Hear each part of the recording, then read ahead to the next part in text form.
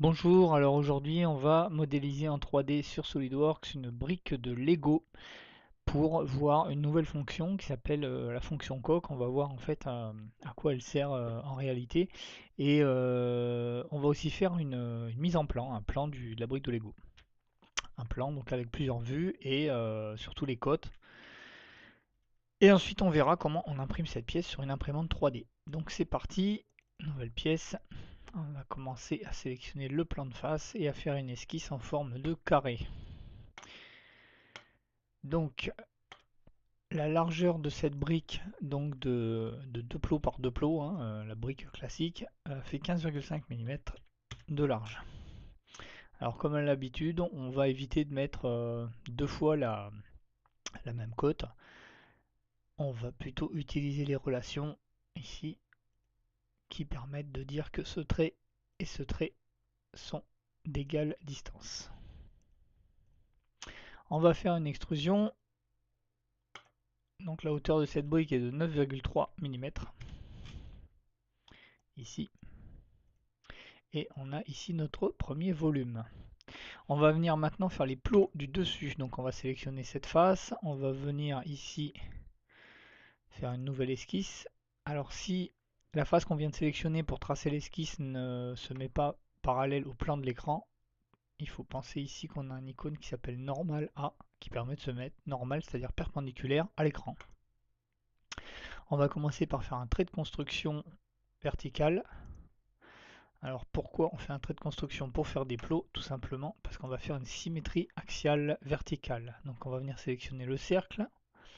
On va tracer un cercle à gauche ou à droite, peu importe. Échappe. On va venir sélectionner maintenant le cercle et la ligne de construction verticale et on va venir faire une symétrisation ici. Faire une symétrie axiale d'axe vertical.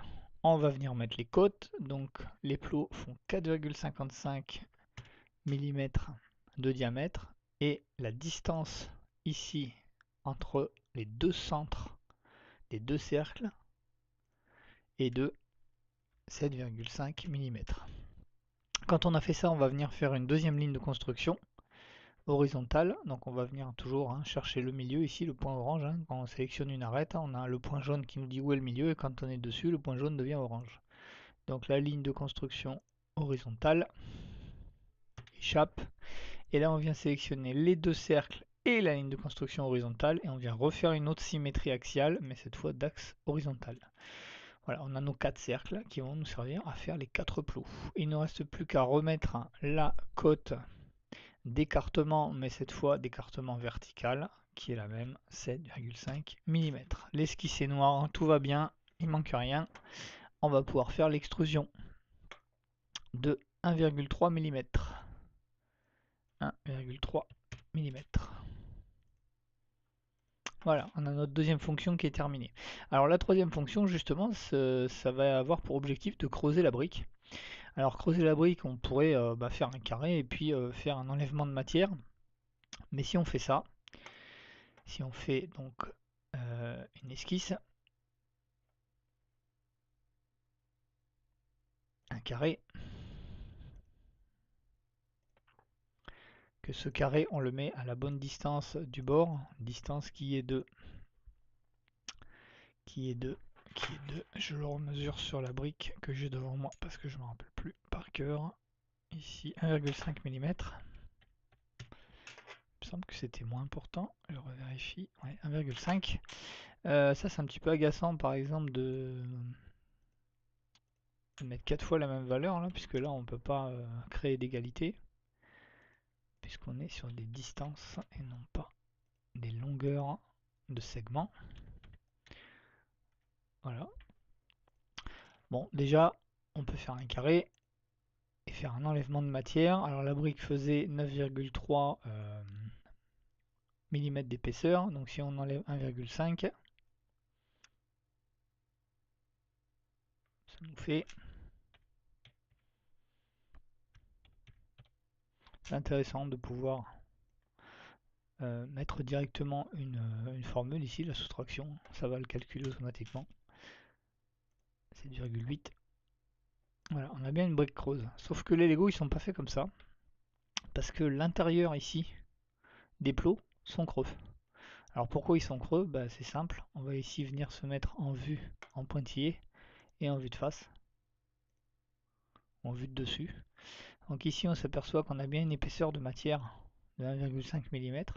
Sauf que ici on va avoir 1,5 mm plus l'épaisseur du plot. Alors qu'est-ce que ça change? Bah, ces Lego en fait ils sont faits par injection. Injection ça veut dire qu'on a des petites billes de plastique qui vont chauffer, qui vont devenir du plastique liquide et qui sont injectées dans un moule. Et en fait quand la pièce va sortir du moule, bah, elle va se refroidir. Et du plastique, si elle ne se refroidit pas de la même façon partout, il risque d'y avoir des creux, voire même une apparition de fissures, enfin de défauts.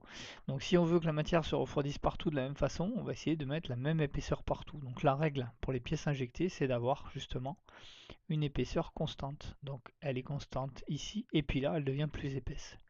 Voilà, donc cette méthode n'est pas bonne. Donc je vais la supprimer ici.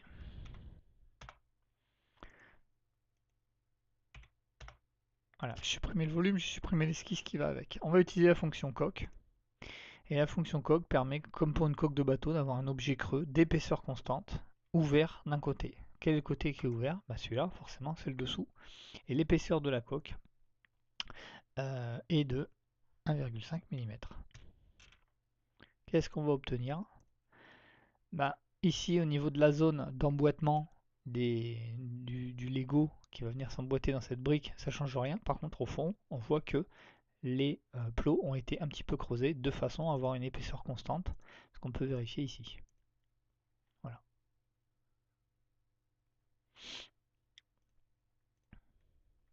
Alors sur une brique de Lego ici, pour permettre justement de bien tenir la brique qui va venir à l'intérieur, on a un tube creux ici au centre qu'on va faire tout de suite. Donc on va sélectionner la face qui est au fond. On va venir faire une nouvelle esquisse. On se met en face du plan de travail. Alors pour venir faire un cercle au milieu d'un carré, comment on fait? Bah, soit on fait des lignes de construction qui partent du milieu d'un côté et qui vont du milieu de l'autre côté, et le centre sera à l'intersection de ces deux traits de construction qui seront des médiatrices. Hein, une médiatrice, c'est une ligne qui passe par le milieu d'un segment. Ou alors on peut tracer les diagonales aussi, puisque le centre d'un carré ou d'un rectangle est aussi à l'intersection des diagonales. Donc on va utiliser les diagonales. On aurait pu faire avec les médiatrices, peu importe. On va venir à l'intersection ici des deux diagonales faire un cercle. Donc ce cercle a un diamètre de 6,2 mm. Alors si je fais une extrusion là comme ça, là, évidemment, je vais obtenir quelque chose de plein. Quelque chose de plein. Alors, déjà au niveau de la profondeur, on va pas utiliser une extrusion borgne, c'est-à-dire une extrusion où on va rentrer une valeur ici, si cette valeur est bonne. On va venir faire une extrusion jusqu'à la surface qui est là, pour que la partie là qui est en jaune arrive exactement au même niveau que le bas de la brique de Lego. Voilà, extrusion jusqu'à la surface et on sélectionne la surface d'arrêt. Voilà, donc là on obtient quelque chose de plein. Si on veut quelque chose de creux, il y a deux possibilités. Soit on supprime ça, soit on revient dans l'esquisse et dans cette esquisse là qui était un cercle, on fait un autre cercle à l'intérieur. Et puis bah, on met une cote pour dire quelle est l'épaisseur de ce tube là de matière qui permet de venir centrer les Lego les uns par rapport aux autres. Donc l'épaisseur est de 0,5. Et là on refait une extrusion. On va avoir quelque chose de creux. Voilà. Soit, donc je resupprime, je reviens dans l'esquisse, je me mets en face.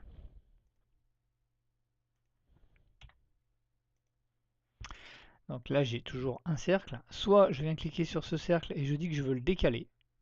Donc ça c'est dans l'onglet esquisse, parce que je suis dans une esquisse. L'onglet décaler en fait. Là on voit qu'il me décale le cercle, il me le copie en me le décalant de 10 mm. Donc moi je veux le décaler de 0,5 mm et non pas à l'extérieur de mon cercle, mais ici inverser la direction à l'intérieur de mon cercle. Voilà, ce qui revient exactement au même, c'est-à-dire que j'ai un deuxième cercle qui est à 0,5 mm du premier. Et là je refais mon extrusion. Ça évite de dessiner un cercle. La fonction de décalage évite de redessiner un contour. Alors pour un cercle, c'est pas très grave. Quand on a un contour très complexe, ben, on sélectionne ce contour très complexe, on fait un décalage et on obtient le même contour, mais décalé d'une certaine valeur, et ça permet de faire une pièce creuse avec un contour complexe. Ça peut être très pratique. Mais la troisième méthode n'est toujours pas celle-ci. La troisième méthode, c'est que j'ai dessiné mon cercle de 6,5 mm et je vais faire une extrusion. Pour l'instant, ça va me donner un cylindre plein. Et bien ici, j'ai une fonction qui s'appelle la fonction mince. C'est-à-dire, je veux créer un cylindre d'une certaine épaisseur, donc mince. Alors là, qui est 10 mm, on va mettre 0,5. Et même chose, il faut faire attention. Moi, je veux faire une épaisseur de 0,5 à l'intérieur de mon cercle, pas à l'extérieur. Donc ici, on a un icône pour inverser la direction.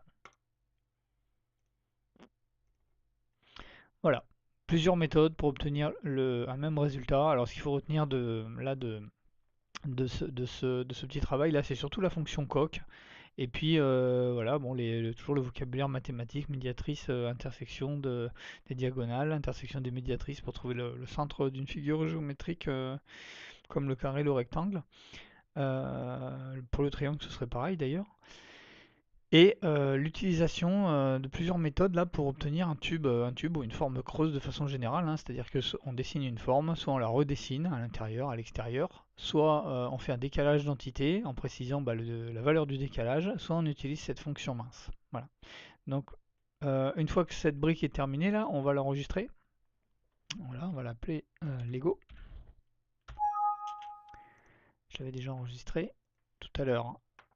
Et là, si on veut l'imprimer en 3D, sur l'imprimante 3D, justement, il faut la réenregistrer, mais cette fois dans un autre format. Le format SolidWorks, c'est SLD comme SolidWorks, PRT comme part, hein. A part en anglais, c'est une pièce. Donc, on a trois formats SolidWorks. On a le format pièce, SLD PRT comme part. On a le format SLD ASM comme assemblage. Et on a le format SLD DRW comme drawing. Voilà, ben là, on ne va pas enregistrer dans un format SolidWorks, on va enregistrer dans un format que quasiment toutes les imprimantes 3D peuvent lire, c'est le format STL.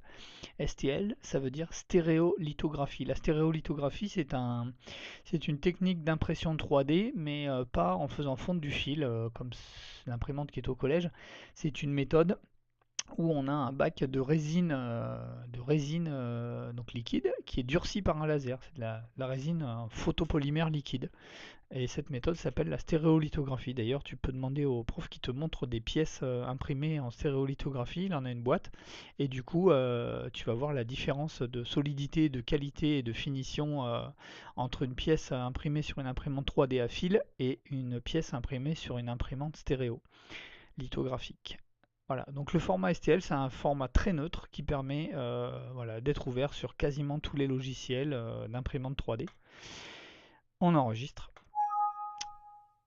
On voit que notre pièce va être transformée dans un fichier binaire qui fait un certain nombre d'octets et qui contient un certain nombre de triangles. Parce qu'en fait, un volume SolidWorks, c'est un volume, hein, c'est de la matière, ça a une masse, etc.